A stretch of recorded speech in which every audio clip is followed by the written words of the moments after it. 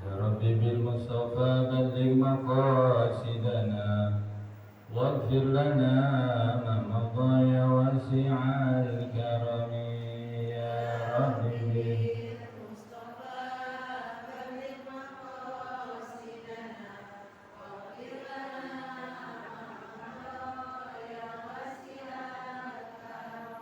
لم يحترم خلقها مطلقا أبدا ومتى ثاب أصلا في مدى الزمن يا ربي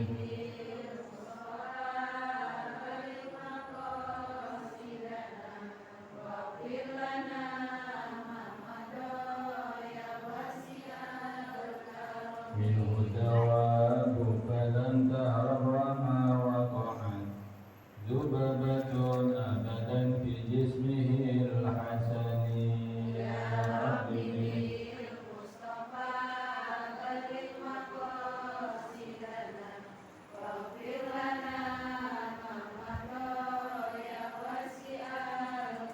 وقلبه لم ينم العين قد نعست ولا يرى مثله في الشمس ذو فطن يا ربي مصطفى بلغ مقاصدنا واغفر لنا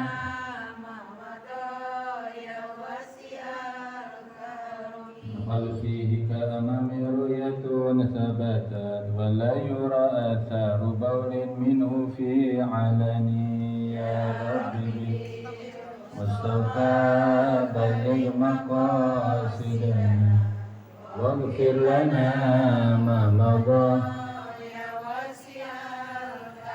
هذه الخصائص فخذها تكون أمينا من شر نار وسراك ومن محن يا ربي مصطفى بلغ مقاصدنا واغفر لنا ما مضى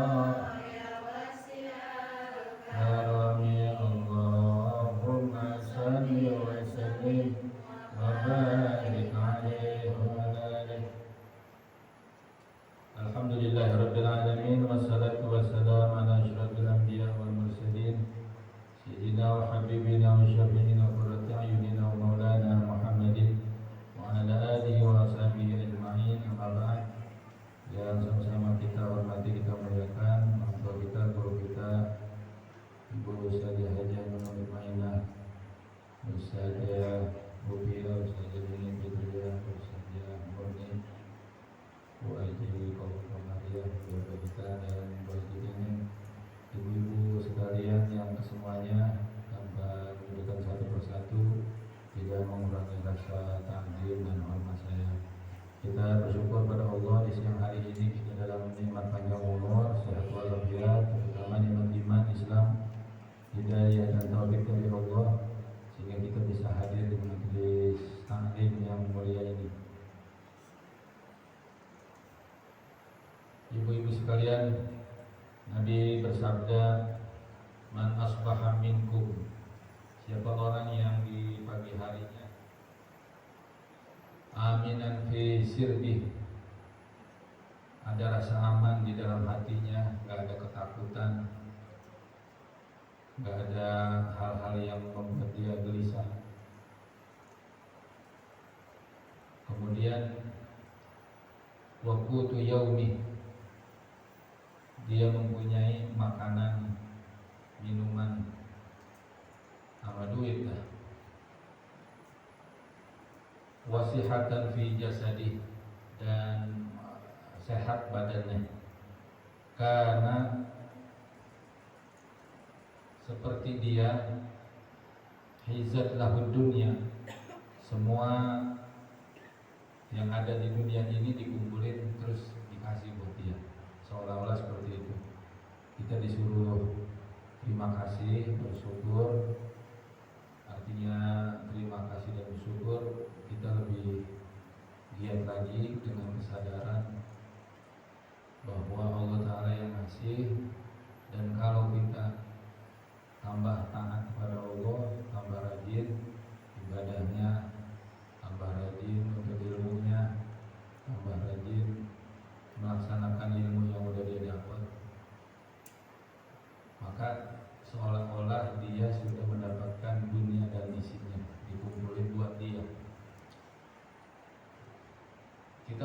pagi hari habis sembahyang subuh yang biasa nyarap nasi uduk, lontong sayur, gorengan sama bubur kacang hijau, kopi.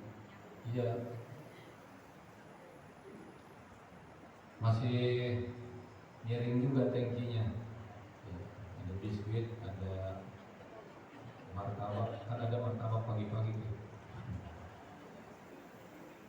Kita niatin buat ibadah gitu.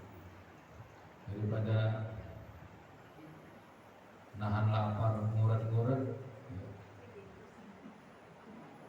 sembahyang juga payah. Nah, kita itu makan membuat kuat fisik kita buat ibadah. Ibu-ibu sekalian, kita baca suratul Fatihah buat Syekh Nawawi Al-Baghdadi, pengarang kitab Qulubuddin, dan juga di bulan Ramadan Qomatan Bulan Nusa Tenggara juga dan orang tua kita, guru kita, orang-orang yang kita cintai yang telah pulang rahmatullah. Al-Fatihah. Alhamdulillah, bismillahirrahmanirrahim. Alhamdulillahirabbil alamin arrahmanir rahim. Ya na'budu wa iyyaka nasta'in.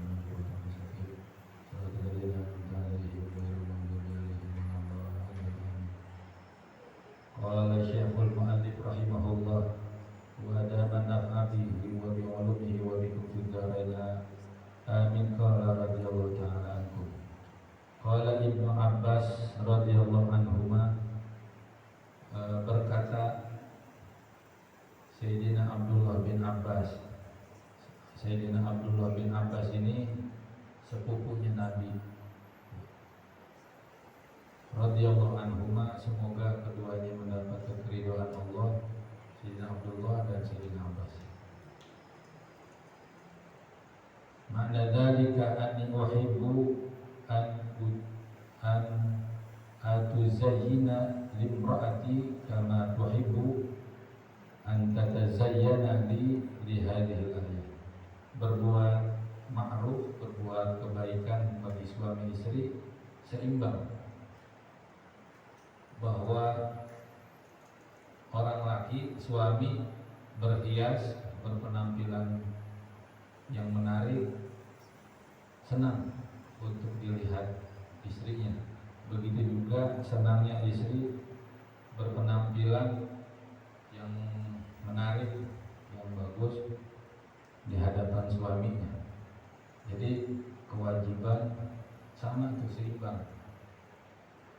Enggak cuma istri doang, enggak cuma laki doang. Ibu-ibu kalau di rumah rapi apa kagak? Tergantung ya. Kalau lagi jembreng pakaian ya seadanya. Pokoknya yang nyaman aja. Tapi pantas Bu, yang pantas. Jangan baju kita udah robek masih dipakai, ntar suaminya marah. Baju banyak yang robek dipakai. Enak adem tidak ini. Jadi penampilan suami juga, kalau kumisnya udah pada bengkok, udah pada ngelewatin bibir, udah gondrong, rapiin bang itu sampai kelewatan itu. Termakan di alam nanti nasi pada nyangkut di situ. Malu-malu gua dulu. Jadi laki, suami dan istri harus berpenampilan tergantung kebiasaan. Kadang-kadang kalau udah kebiasaan dikasih tahu kurang nerima. Penampilan pakaian, penampilan fisik kita, anatomi badan kita, ya kayak kuku dibersihin, dipotong. Ada yang senang miara kuku panjang, kadang-kadang juga pada baret suaminya dicatat. Kadang-kadang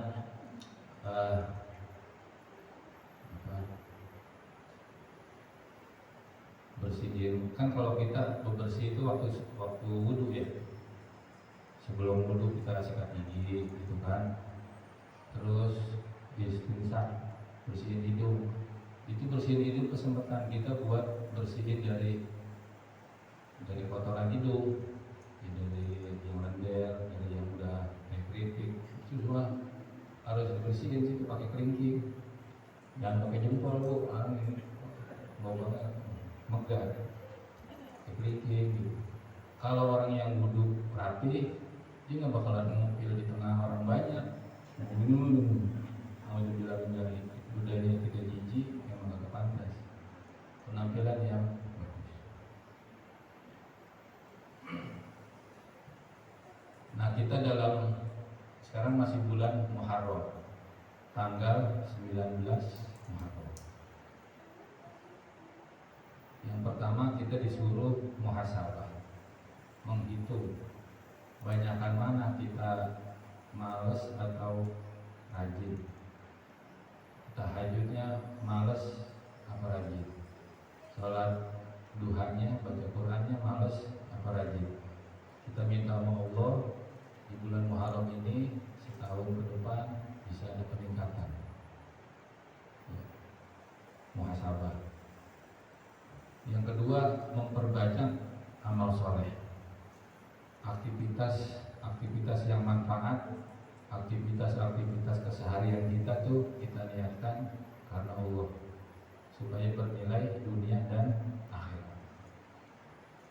Imam Ghazali memberikan tuntunan supaya menjadi pegangan, supaya kita konsisten. Ibu tahu konsisten? Aktivitas kegiatan yang kita jalanin terus menerus, yang kita perjuangin terus menerus, kedisiplinan yang kita jalanin terus menerus. Jadi iman kita tuh keyakinan apa? Iman kita, kepercayaan kita kepada Allah, membenarkan di dalam hati keesaan Allah, terus dibantu ditambah disiplinnya kita, sholat 5 waktu, sholat sunnah, baca Quran, ya, sedekah dan zakatnya yang wajib yang sunnah, itu menjadikan iman kita naik tingkatan menjadi yakin. Kalau iman ada merosotnya, ada berkurangnya, dan ada naiknya. Kalau iman lagi ngaji begini, imannya naik, pengen banget tahajud ya.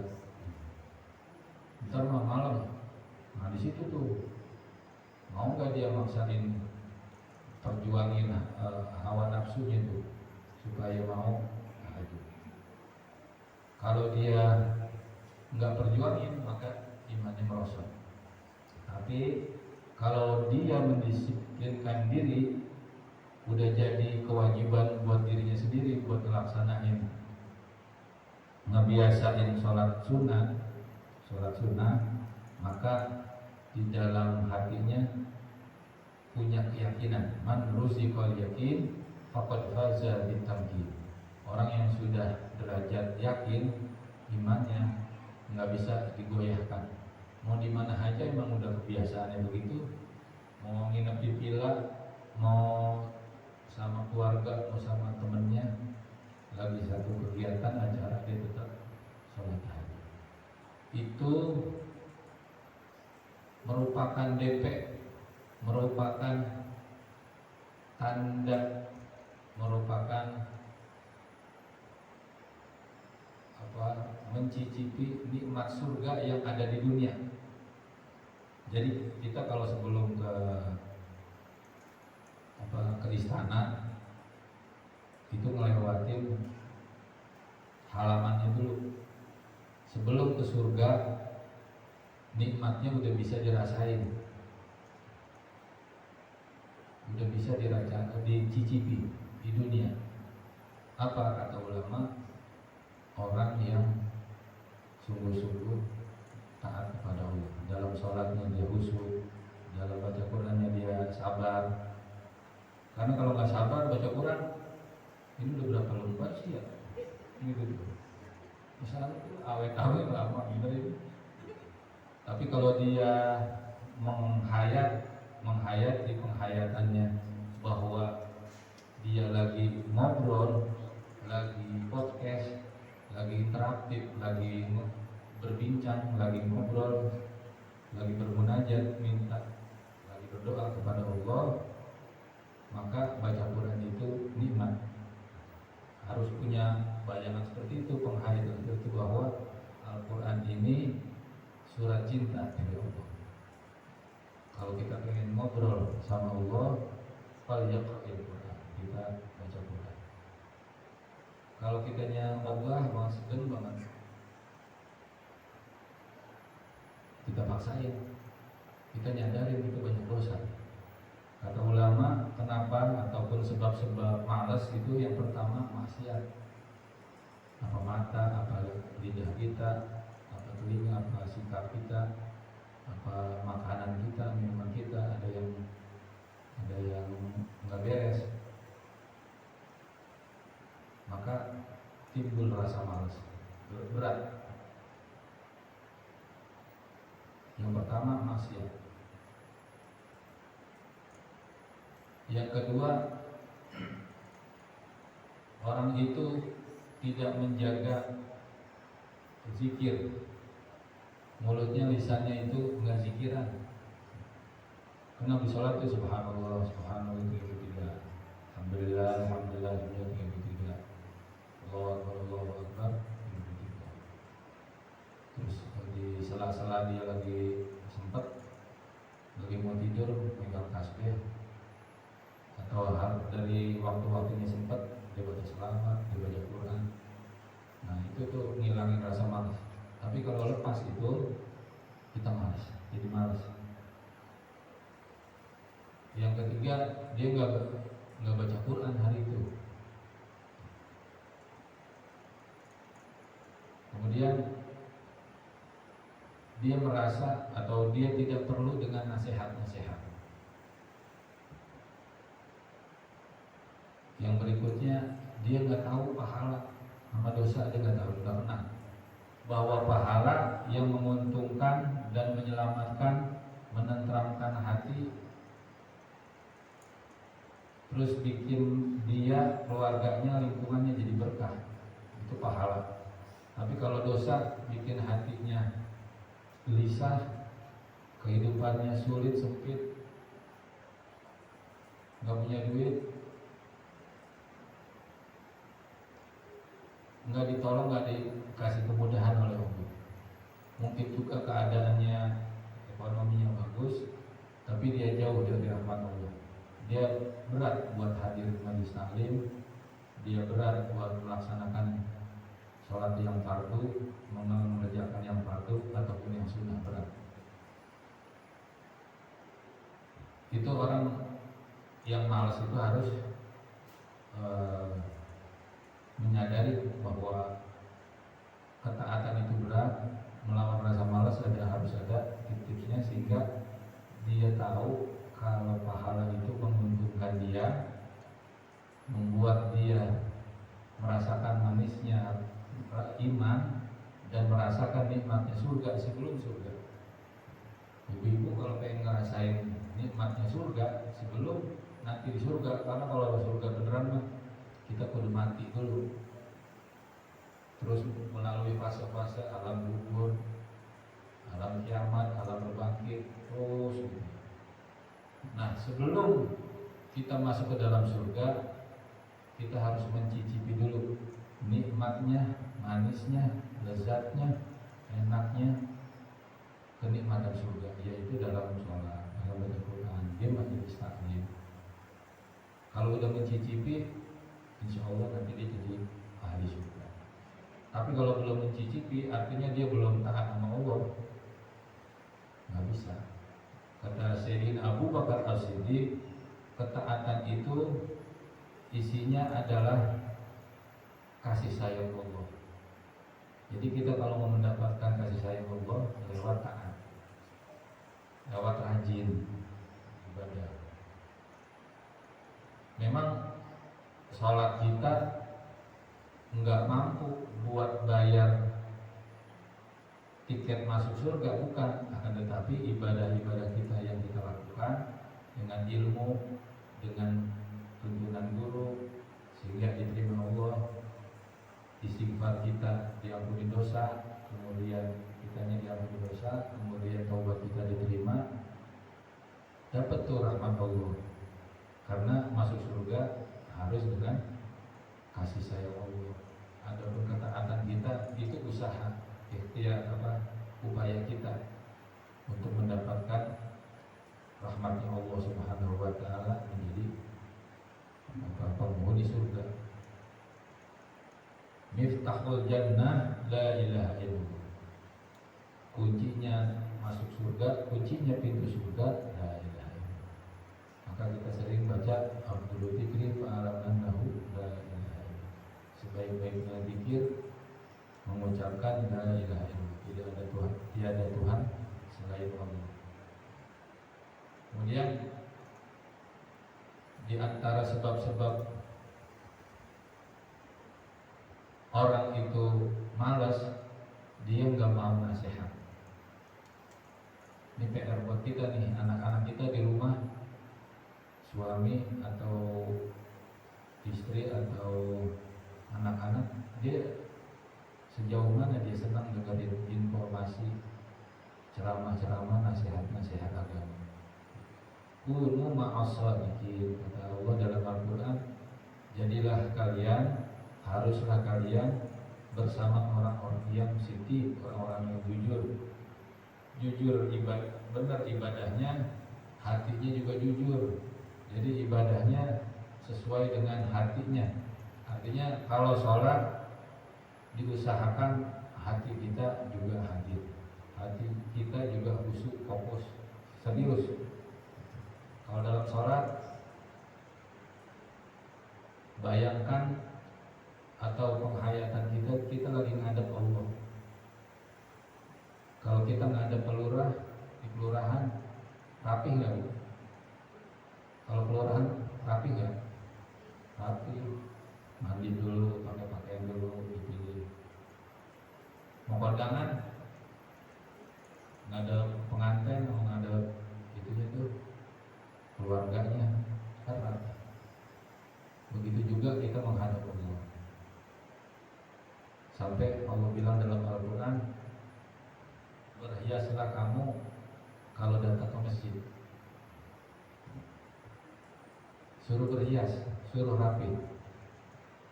Biasa kita pakai pilih pakaian yang rapi, yang wangi. Kalau orang-orang yang senang minyak wangi, pakai minyak wangi yang agak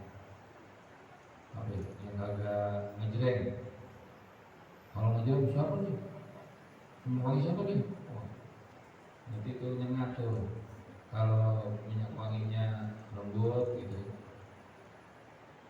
jangan terlalu banyak Bu, cuma soalnya ya dikit aja. Jadi orang nyaman sama kita. Kalau kebanyakan orang, ini siap minyak wangi apaan sih? Jadi ada minyak wangi yang memang baunya nyengat, ada minyak wangi yang baunya sedap.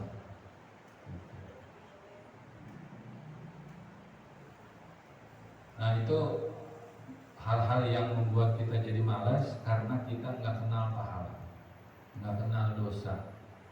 Terus lagi jarang dengerin nasihat. Ibu-ibu, saya dulu aktif di Majelis Taklim Al-Afaq itu tiap hari Sabtu. Kemudian Habib Ali bin Abdul Rahman Assegaf, kemudian Habib Haikal. Itu dia suka memberikan ceramah, nasihat. Dia juga sering dengerin nasihat karena banyak ilmu yang mesti diserap. Jadi dengan ilmu orang bisa semangat, tahu pahala itu kayak apa sih? Pahala itu nguntungin, pahala itu nyelamatin, pahala itu mendamaikan kita, pahala itu membuat kita ini bahagia di dunia dan di akhirat. Dosa itu kita bisa ketiban musibah karena pelanggaran kita. Begitu kita istighfar, taubat, baca syirik istighfar, nah dosa-dosa itu bisa diampuni oleh Allah dan resiko yang bakalan menimpa kita ditangguhkan ataupun ditiadakan oleh Allah Subhanahu wa taala. kita baca Sayyidul Istighfar, karena di Sayyidul Istighfar itu ada kalimat Allahumma inni a'udzubika min syarri ma shana'tu. Ya Allah, aku berlindung kepadamu daripada kelakuan-kelakuan buruk, daripada resiko dari kelakuan buruk. Min syarri ma shana'tu, daripada keburukan yang bakal menimpa gara-gara saya bikin dosa. Allahumma anta rabbi la ilaha illa anta khalaqtani wa ana 'abduka wa ana 'ala ahdika wa wa'dika mastata'tu a'udzu bika min syarri ma sana'tu abu'u laka bi ni'matika 'alayya wa abu'u bi dhanbi faghfir li fa innahu la yaghfiru dzunuba illa anta. Kalau di Nurul Latif kita baca Sayyidul Istighfar. Jadi untuk menghilangkan malas juga lisan lidah ini, jangan sampai dalam satu hari kita nggak wirid, nggak zikir, nggak baca Quran.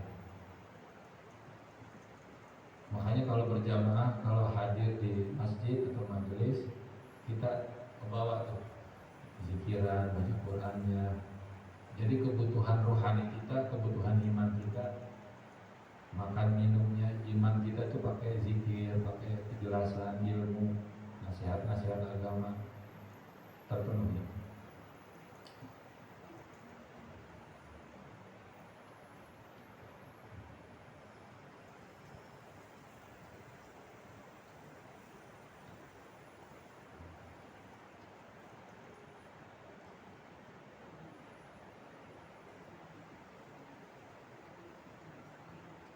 Rasulullah bersabda, satu hadis lagi, man sabara ala su'i khuluqi imra'atih atahullaha minal ajri mithla ma a'ta Ayyub alaihi salam ala bala'i.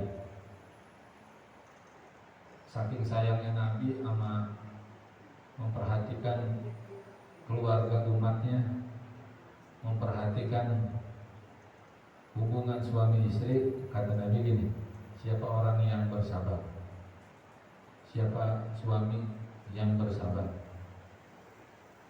siapa saja suami yang bersabar atas buruk akhlaknya, akhlak buruknya istri, maka Allah Ta'ala berikan kepada dia pahala seperti pahala Nabiullah Ayyub yang sabar atas balaknya. Nabi Allah Ayyub itu kaya, seorang nabi yang kaya. Terus diuji. Iblis bilang sama Allah, ya Allah, Nabi Allah Ayyub pantas saja dia rajin ibadah, kaya. Siapa juga kalau kaya mah tenang ibadatnya. Kemudian singkat cerita, iblis ini diberikan keleluasaan buat menggoda Sayyidina Ayyub. Ya. Akhirnya kekayaannya itu habis, ternaknya habis. Kemudian badannya ditimpa penyakit kulit sehingga orang-orang ogah dekat dia.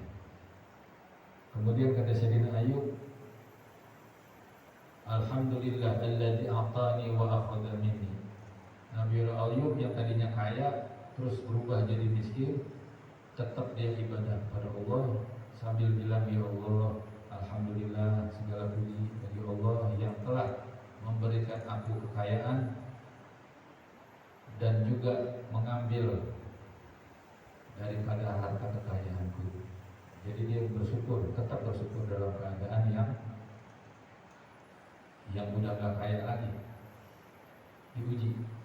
Di akhirnya Nabi Allah Ayyub sembuh lagi dari penyakitnya. Nah, sabarnya itu kurang lebih 7 tahun tuh, sakit, kemiskinan, terus penyakit. Nabi Allah Ayyub tetap bersyukur dan sabar. Nah, kalau suami punya istri punya kelakuan yang gak bagus, padahal dia udah bilangin, udah ajarin, tapi tetap dia sabar, dia tetap minta sama Allah supaya istrinya berubah dari akhlaknya yang kurang baik menjadi akhlakul karimah, maka dia memperoleh pahala yang berbeda dan doanya mustajab. Jadi ada orang kalau bininya galak, bininya bawel, berarti suaminya doanya mustajab. Dan dia sabar memperoleh pahala sebagaimana yang didapat dari pahalanya Sayyidina Ayub alaihissalam.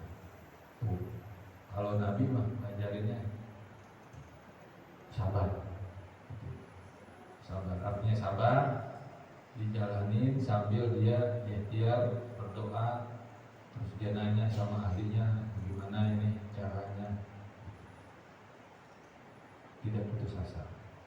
Mudah-mudahan dengan fadilah ataupun barokah kita maupun dulu suami istri dan anak-anak keluarga kita, semoga Allah Ta'ala berikan sakinah mawaddah warahmah, keberkahan, kemudahan, pertolongan, ampunan, dan juga kemudahan buat problem yang kita jalani dan memperoleh kebahagiaan di dunia sampai dengan di akhirat.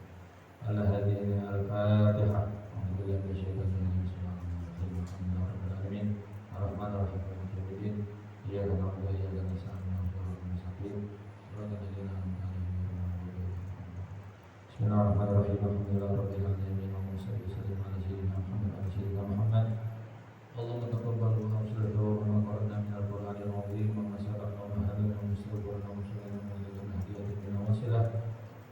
Rahmatun nazil ila hadratin nabiyina Muhammad sallallahu alaihi wasallam wa ikhwani min al-anbiya wal mursalin wa sahabati ajma'in wa awliya wa syuhada wa sahih wa abaina wa ummahatina wa irsadina min ahsanina liman awsana bi wa liman asana wa lamna Allahumma ighfir lahu warhamhu wa ma'afihim wa abarhu waj'al jannata ma'wahum wa qina masih madkhalahum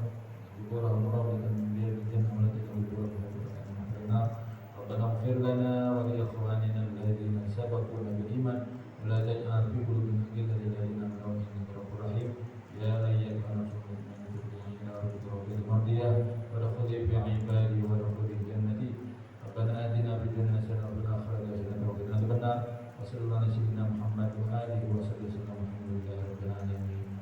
Ya Rabbana tarafna bi annana qatarafna wa annana asrafna ala lawha ashrafna fatub alayna tawba tarsilu kulla hawba wastur lana al-awrati wa amini rawati waghfir li walidina rabbi wa mauludina من أهل والإخوان وسائر الخلان وكل ذي محبة أو جيرة أو صحبة والمسلمين أجمعين ربي أسمع قبلا وجودا من نادى بلسان منا بالمصطفى رسولي نحظى بكل سور